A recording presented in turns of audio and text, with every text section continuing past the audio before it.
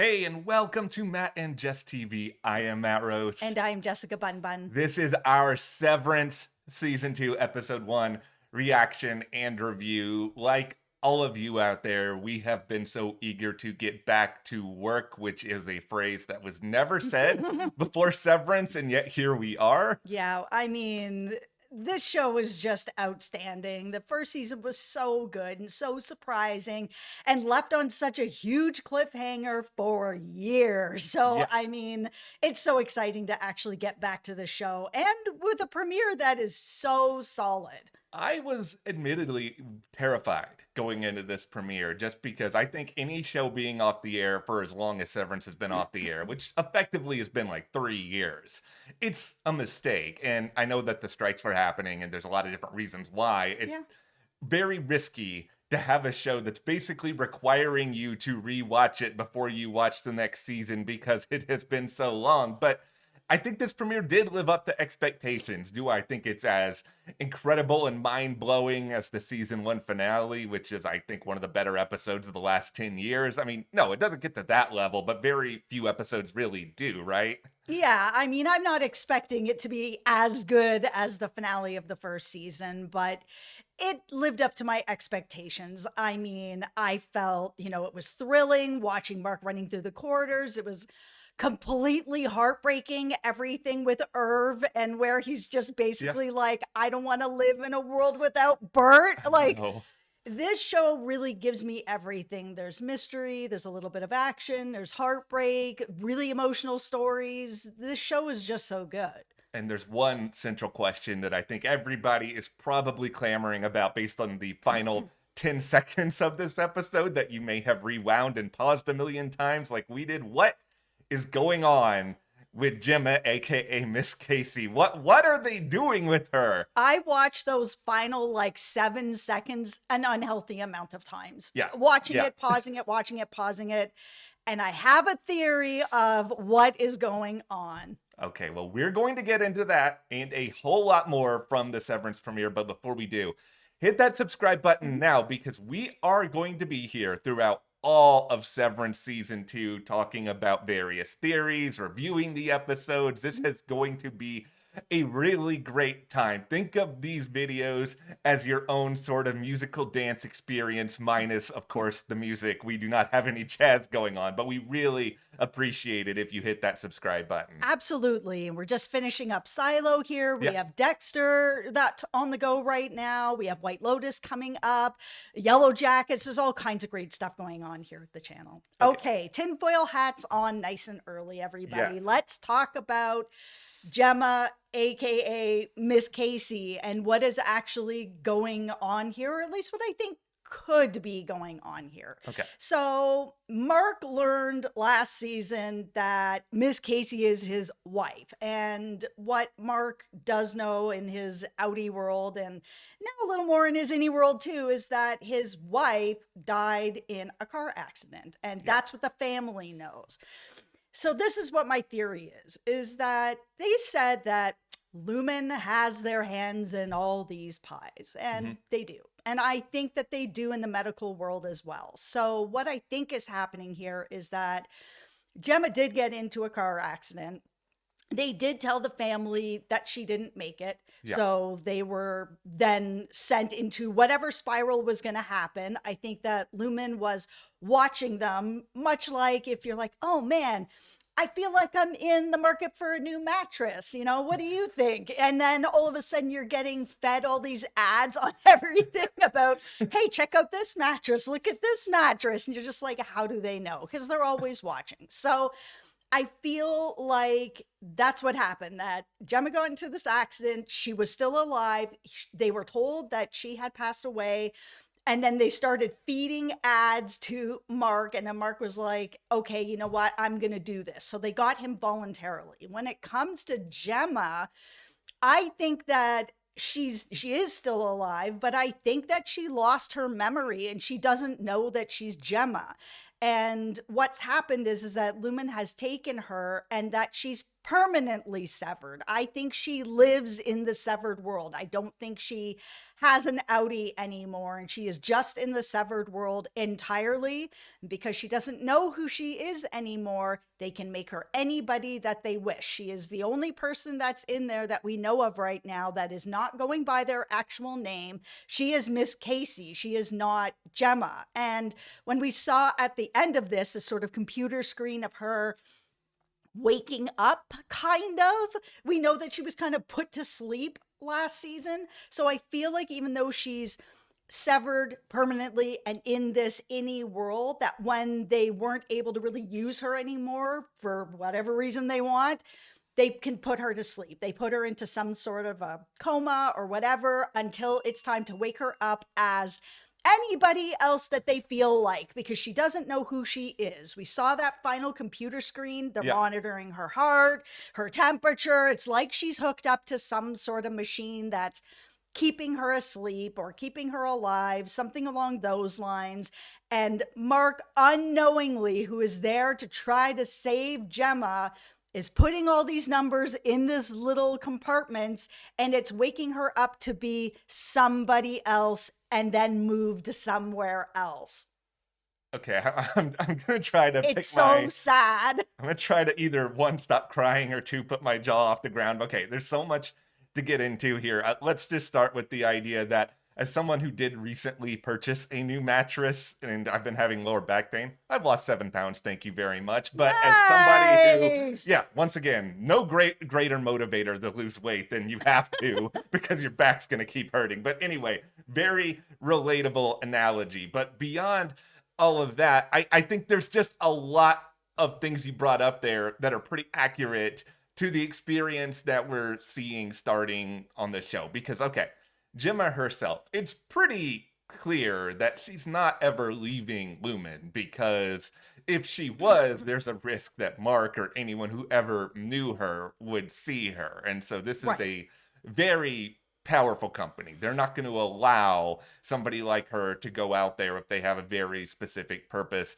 in mind for her. So no, they're not going to say that she's dead and then let her have an outie. No, it's just like, that's something that's never going to happen. So they have that element of control that's sort of baked in here already. And yeah, I do think that they did something to incentivize Mark to want to be there. And I think that they continuously are going to try to find ways, little ways, big ways, to convince Mark in order to stay there. Because I think a lot of this stuff kind of boils down to the big question of, okay, what exactly is Lumen really doing here? Because whatever it is, it's important enough to them that they're not sitting here willing to look at Gemma at this point as some sort of burned asset. And I think the idea that they are basically putting her to sleep in the time in which she is not, her quote unquote any persona, that was alluded to by the way in which we saw her exit last season, which felt a lot like, okay, Gemma, time to go and put you to bed. And I know they didn't call her Gemma, but that's still what it really did feel like. Yeah, it did. And so with the micro data, and this is where, we're just all in full tinfoil at this point, everybody. Yeah, and we are. We want to hear your thoughts on all this in the comments, of course, as we go along. But let's just get into the job description now. They're refining macro data.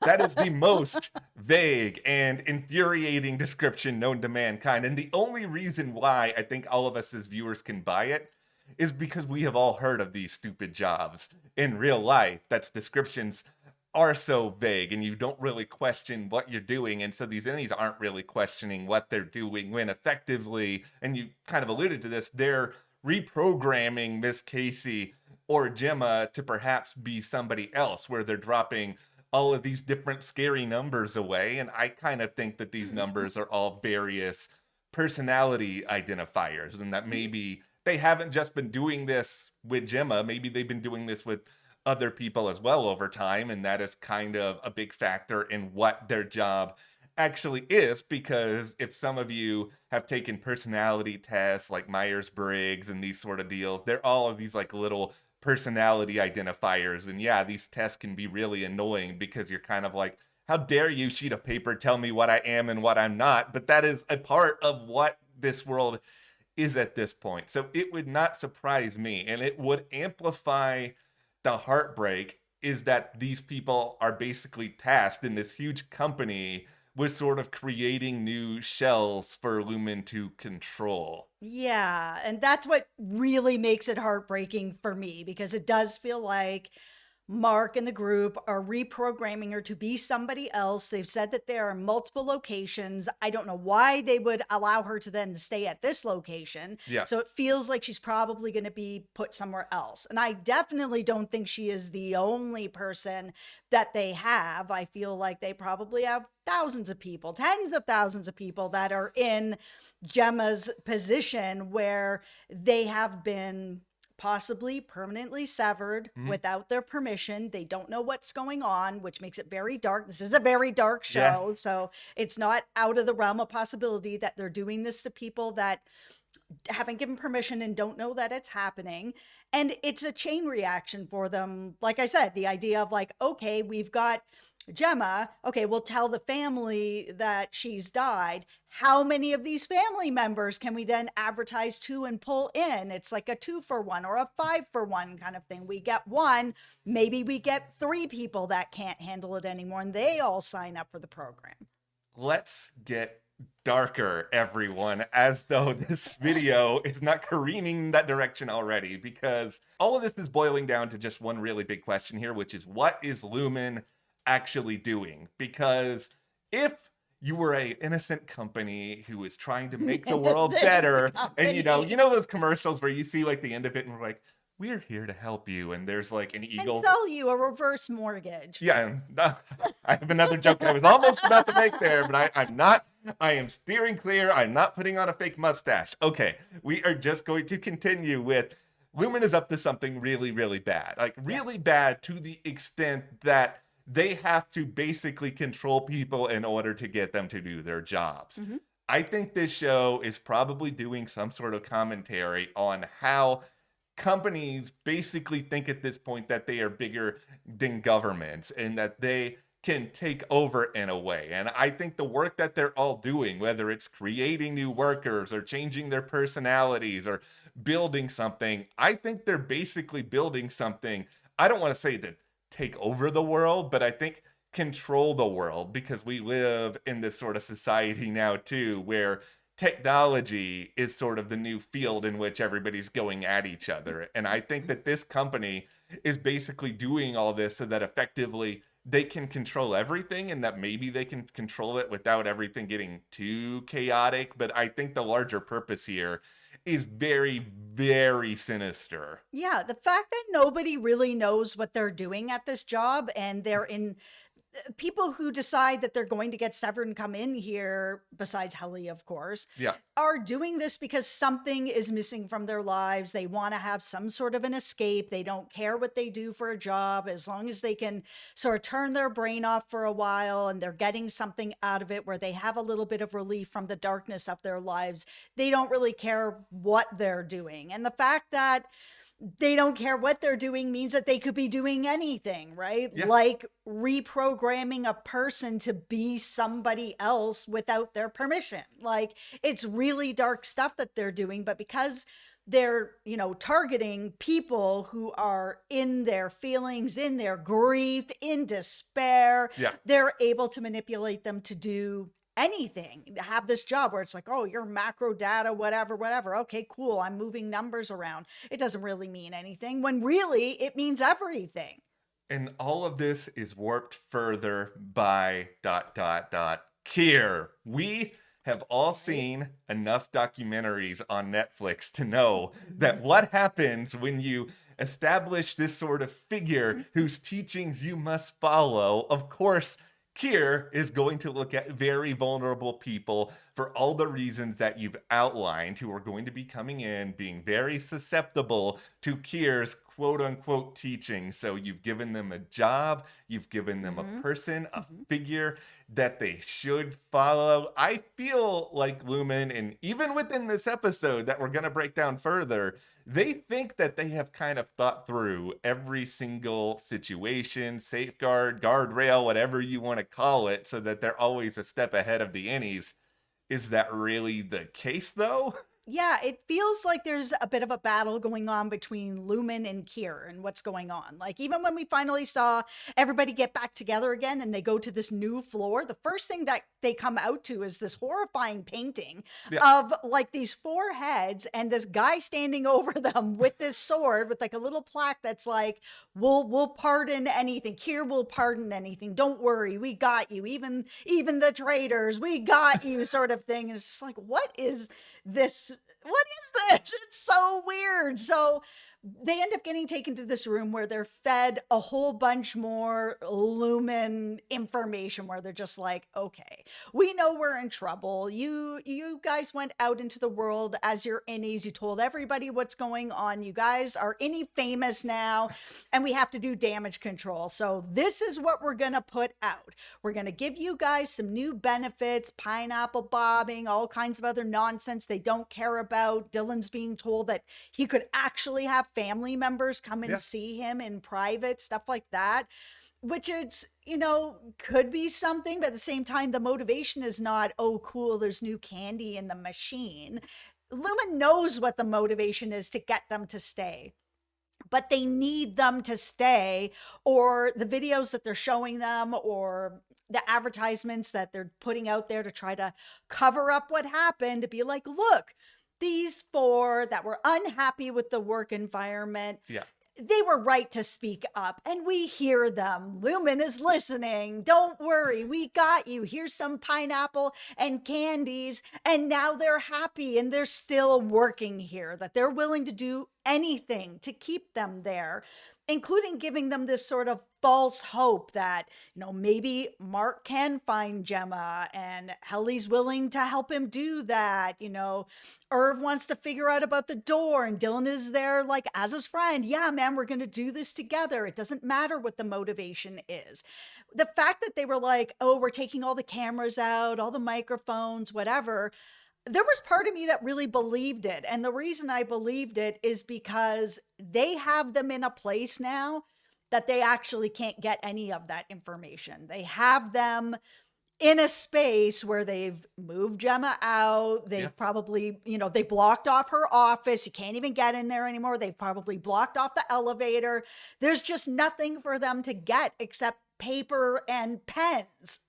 There are no goats. I didn't even see any goats. No. It's a very different Lumen, but this is also the illusion of control, where if you think that you have control now, but you really don't, it's a smart thing for the company to try to do. But I think we need to spend a moment to discuss how unhinged this whole commercial / video that they showed these people was, whether it be the animation, which made me feel like I was watching Rudolph the Red-Nosed Reindeer while also on something. And then beyond all of that, why is bobbing for pineapples a good idea? Like, I love pineapple. I'd eat pineapple on anything except for pizza. That's an abomination. But it's just like, that looks like it would hurt because pineapples are spiny. I'm just saying. I don't like pineapple at all. Let us know in the comments. Are you pro pineapple, anti pineapple? Let's go. We need to talk about it. Now, I just think that the entire setup that, Lumen has constructed here, it's pretty smart. And I think there's even this other interesting little layer. I mean, we've already got the tinfoil hats on. So let's just talk briefly here about Miss Huang, who is the new supervisor of sorts that is being brought in here because we don't know where Cobell is at this point. No. Milchick has seemingly been promoted. And he's run the bus over her. Yeah, and so Miss Huang has come in, and there are jokes aplenty about how she looks like a child and how they're frustrated. But I think this is all intentional because I kind of feel like what happens, and whether this is sort of in workplace or even in life, where you see somebody who is much younger and much more inexperienced than you out there. Yes. It's sort of like, we're YouTubers. We've been doing this for a long time. And then here comes like this 20-year-old who's coming on here and they're getting like 10 million views right away. And we're the grandparents on here still being like, in my day on YouTube. It's a thing that makes you, though, get so angry and so motivated because you're like, how is this person better than me? I'm going to show them. I'm going to come in here and do my job so much better than ever before. And I'm going to show that this person is so unqualified. Like, I think this is a motivating tactic. Like, I'm sure there are already a lot of crazy theories out there about Miss Huang. Like, oh, is she maybe related to X, Y, and Z? Is she have some sort of other? I don't think that's it. I think it's just as simple as I think they want these people to work harder. And I think seeing someone like her in her position is just going to tick them off. I think she is in the same type of a position as Gemma. Okay. Miss Casey, whoever she's going to be next. Because the way Miss Casey was acting, even though she was supposed to basically be like helpful therapist kind of feel to things, she was very cold with a lot of it. And she seemed to be, I guess we'll call it programmed to be there for you, but not really there for you, sort of thing. And Miss Huang was coming across the same way, where even when they're playing the ball game, he's like, oh, I met 4 new friends today. And she's just cold as like, I'm not your friend. I'm your manager. Oh, okay. Well, I met 3 friends today. She's just so closed off from everybody and is very much like only the job that it feels like she's been programmed to be like only the job. Because everybody else there, even Milchek, who's, not severed, is still feels like a person, right? And feels like, he's getting emotionally involved and stuff. He even was having that conversation with Mark where he was just like, yeah, I had to do some things to you I didn't feel good about. Like, I'm an unsevered man. I don't want to do these things to you. I like you. Like, it doesn't have to be like this sort of thing. Where Miss Huang is not coming across that way. She is coming across as, this is what I'm programmed to say to you. I don't think she's like a robot or AI or anything like that, but I think she's probably in the same category as Miss Casey, somebody who is permanently severed and this is their job and they get pulled in when it's time to deal with stuff. I think that makes a lot of sense because you look back at season 1 and some of Miss Casey's sessions, which were basically, you are really good at ping pong. People view you are an exceptional human being. It's just, let me light a candle. It was just, It was so weird. The cadence that the two speak is, in fact, pretty similar. And I hadn't really thought about that until you brought it up. But let's pose a question here about Helly, because we had that big reveal in the season 1 finale that, she's really Helena, her ties to this company run really, really deep. And she has basically lied to everybody right away when it comes to who her outie really is. I mean, was that surprising to you guys? Like, why do you think she did that? Okay, so I'm not here to advocate for lying. It's not my thing. I don't like it.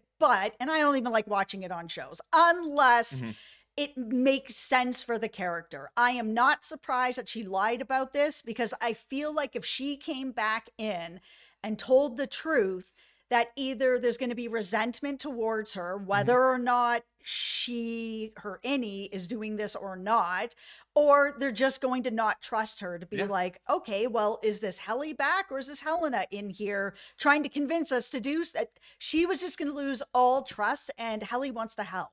That's the issue here, is that I would not trust her if she came in and immediately said that. And the thing is, maybe there would be a way that she could earn my trust, but there's not really a lot of means to do that in this office with the way in which it is currently structured, especially now. You're sort of just put into a corner and there's really nothing more you can do.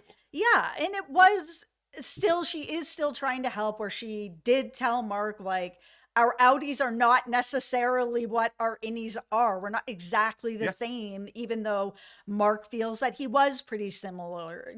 Irv feels that he is pretty similar. And Helly is like, nope, we are not the same. Yeah, and it all kind of poses this question. It's like, okay, well, what is this transformation process really like when you sign up for this? And then, like, how Yeah. different is that versus what we're potentially seeing here with Gemma, if what we've talked about here is correct, where, it feels like they're just creating entirely new canvases for her. Yeah, absolutely. And if we've got Helena and Helly, who are quite different people, but they're the same person, then I wonder how much of this sort of putting the numbers in the box, it hasn't changed that Helly is still Helena, but it's changed her personality enough to make her as docile as they possibly can. She's Yeah. still Helena, and she's still gonna try to do some of the stuff she did in season 1 to get out of there, Mhm. but that maybe they've made her just docile enough that she will actually do this job, because the actual Helena would never do this job. No, she would not. And I think we saw a little bit of that inner rebellion already come out in Yeah. pretty dramatic ways. Now, I'll admit I was frustrated about the fact that we didn't see any of Audi Mark at all in this episode, that it was all based on Lumen. But I mean, at the same time, I will give Severance a tiny bit of grace here for this one episode. If they don't show us the Audi world in episode 2, I'm going to be really mad. I'm just coming out of this assuming that they want me to be really mad because they know that there are other cards they're going to play and they just Yeah. want to make us wait for it. I don't know if they are going to show us much of that. I mean, I feel like Mark's sister probably did the best that she could to get the word out there. Obviously, they're Audi famous, Innie famous, out in the world where their Audis are. But it seems like Lumen has gotten such a handle on everything. And Mark is really the only person that was able to talk to somebody who was going to listen, because Helly's people weren't going to listen. They're all part of Lumen. They all have a different idea of what's going on. They're all Team Lumen till the end, right? Irv didn't talk to anybody, so he didn't get to tell anybody. It's really only Mark's sister. And so is there enough there to go back and see what she was able to do? I kind of feel like it got wrapped up by Lumen with this animation video where they're just like, yeah, we're going to show this video to everybody, make you guys out to be like, yeah, we did this thing, we got some changes here, and now we're really happy here. And now you guys decided to stay here. So you've made it that what we've put out is absolutely true now. So now I'm kind of like, well, how much more can Mark's sister do? I don't know. I just know that I want to see it. I want to see it. I want to see more of Helena too. Like, I want more of this outside world. The biggest thing that just gives me hope, and I know this is crazy to say, in the olden days, we would have 13 to 22 episodes and we would be like, great. Severance has 10 episodes this season, which is actually kind of a lot when you think about the streaming TV world these days. So there's plenty of time to explore a lot of this moving forward. This does not have to be rushed. Absolutely. But if I don't see Bert back this season, I'm going to be quite upset. I mean, seeing him last season in his apartment with whoever that man was, his husband, his love, who knows, could be a family member at this point. I had kind of wondered if he was decided to be severed because maybe he was dealing with some sort of Alzheimer's or something like that, and wanted to be able to have a job for a little while before he was retired and he just couldn't do anything anymore. I need to see Bert back in some sort of capacity. I just don't know what reason they would have to bring him back except to keep Irv there. That's a pretty good reason. I'm just going to throw that out there. So I love their story so much. I'm completely invested.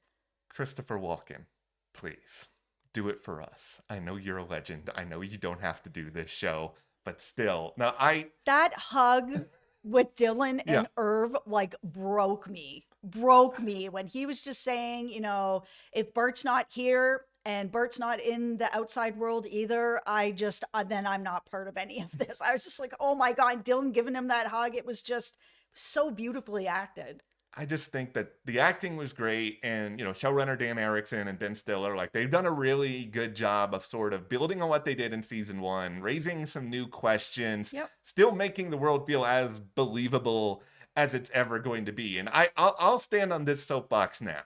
I believe that there are hints and clues being dropped as to what's going to be revealed down the road. I don't think that they're going to do something where it's completely out of left field and nobody's going to see any of it coming. I would rather some people guess correctly. And I'm not just saying this because I want us to be right, but it's just like I would rather someone guess correctly than nobody guess it at all and then the end of it just be totally insane. Yeah, it has to make sense. I mean, like, if nobody guesses it correctly, but they land the plane, Yeah. I'm here for that. I'm happy to take an L. Yeah. I don't care. I take L's all the time. Same here. But just the same, it would, a part of what makes this show so fun, like Only Murders in the Building or Yeah. True Detective, is that there are fan theories out there and people are trying to figure things out. I know the cast did like a little sort of Q&A of like debunking your theories and stuff like that, which was really fun, but they still left so many theories on the table, and that's really nice. Yeah, that's why we want to hear all of your theories in the comments, and we want to have a great time talking with you guys all season. But that is where we are coming out of the Severance Season 2 premiere. So hit that subscribe button so you guys don't miss any other video all season long. As Jess mentioned, the Silo finale is also as a huge day for Apple TV Plus. Huge. Like, seriously. Also, be sure to join our Patreon. We've got a link in the description below. We are currently covering over there exclusively in video form The Pit, which is over on Max. And coming up very, very soon is Prime Target, a new mystery thriller show. It's on Apple TV Plus. Yeah. You already have the subscription to it. It stars Leo Woodall from The White Lotus, and we don't want you guys to miss that coverage. Thank you so much for your Thank you. support. We'll see you here next time.